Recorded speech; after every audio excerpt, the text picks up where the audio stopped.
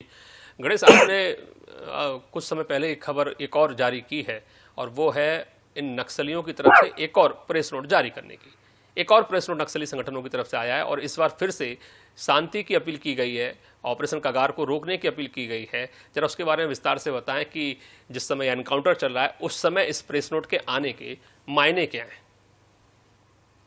जी देखिए, इसके पहले भी शांति वार्ता को लेकर लगभग 5 प्रेस नोट जारी हुए हैं, जिनमें जी। से 2 प्रेस नोट रूपेश ने जारी किया है। रूपेश वो नक्सली कमांडर है जो पश्चिम बस्तर जोनल का जो जी। प्रभारी प्रभारी है है उसका। जी। प्रभारी है, उसने जारी किया है। परंतु आज जो प्रेस नोट जारी हुआ है उसके कई मायने इसलिए निकाले जा सकते हैं क्योंकि देखिए, पिछले 4 दिनों से ऑपरेशन लगातार जारी है। बिल्कुल। दूस, दूसरी ओर कुछ दिन पहले ही रूपेश ने एक निजी चैनल को एक इंटरव्यू दिया था जिसने उसने कहा था कि शांति वार्ता होना चाहिए, हम पहले जो भी हुआ उस सारी चीजों में माफी चाहते हैं, जी। अब खून खराबा नहीं होना चाहिए। जी। परंतु मुझे ये लगता है कि जिस तरीके से आज जो प्रेस नोट जारी हुआ है, उस पहाड़ी में जो नक्सली लीडर मौजूद है उन्हें अगर छोड़ दें तो उनके अलावा बस्तर में अलग अलग इलाकों में जो नक्सली नेता, बड़े नेता मौजूद है, जी। उसके अलावा शहरी इलाकों में रहकर जो लोग नक्सल संगठन को चलाते हैं और इस वक्त वो लोग सोशल मीडिया और चैनलों के माध्यम से इस ऑपरेशन की पूरी जानकारी जुटा रहे हैं, जी। उन्हें इस बात का अंदेशा तो लगभग ये हो चुका है कि इस ऑपरेशन में उनके लगभग 10 से 12 ऐसे लीडर जिनके कंधों पर पूरा नक्सल संगठन चल रहा है, अगर वो मारे जाते हैं तो ये मान लीजिए कि नक्सल संगठन लगभग 50% बस्तर से खत्म हो जाएगा। बिल्कुल। ये तय है। तो यही एक बड़ी वजह लग रही है कि वो अब नक्सल संगठन को इस अभियान के दौरान अपने बड़े नक्सली लीडरों के मारे जाने का डर सता रहा है, या तो नक्सल संगठन के अस्तित्व के खात्मे का भय सता रहा है, या तो वो पूरी तरह से डर चुके हैं इस अभियान से। क्योंकि जिस तरीके से 2026 का जो टारगेट दिया गया है, अंतिम लड़ाई जो कहा जा रहा है, उसमें से ये जो अभियान चल रहा है, ऑपरेशन है, ये पहली लड़ाई है। जी। क्योंकि इस लड़ाई के बाद एक लड़ाई अबुझमाड़ में भी हो सकती है और दूसरी लड़ाई झारखंड में भी हो सकती है, क्योंकि ये जो 3 इलाके हैं अभी यहाँ पर नक्सलियों की सक्रियता ज्यादा है। जी। अगर इस लड़ाई में नक्सली मात खा जाते हैं तो ये मान लीजिए कि बाकी जो बचे हुए लड़ाई हैं उनमें भी मात खाएंगे, और यही बड़ी वजह थी, यही डर लग रहा है कि आज जो रुपेश ने प्रेस नोट जारी किया है, भले ही उन्होंने शांति वार्ता का पेशकश किया है, शांति वार्ता होना चाहिए, बिल्कुल पूरे बस्तर के लोग भी चाहते हैं, कोई नहीं चाहता कि बस्तर में खून बहे, वो ना नक्सलियों का बहे, ना ग्रामीणों का बहे, ना निर्दोष लोगों का बहे, ना ही जवानों का बहे, किसी का भी खून नहीं बहना चाहिए।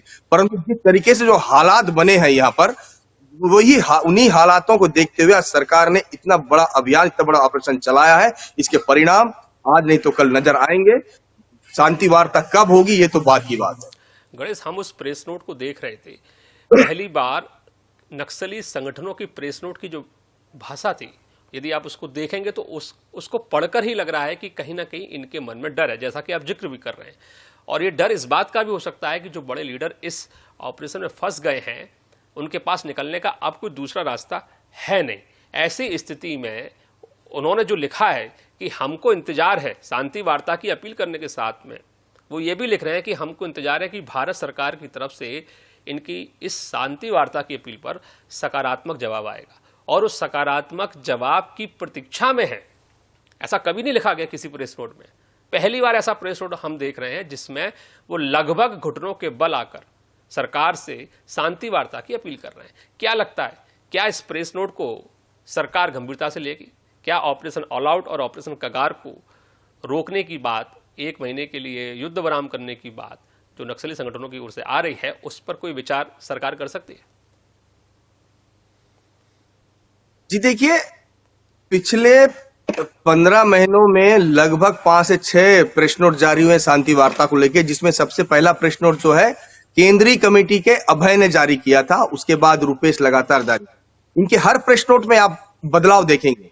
पहला प्रेस नोट जारी हुआ था, उसमें 6 शर्तें थी, मतलब वो सशर्त प्रेस नोट था, सशर्त शांति वार्ता की बात हुई थी।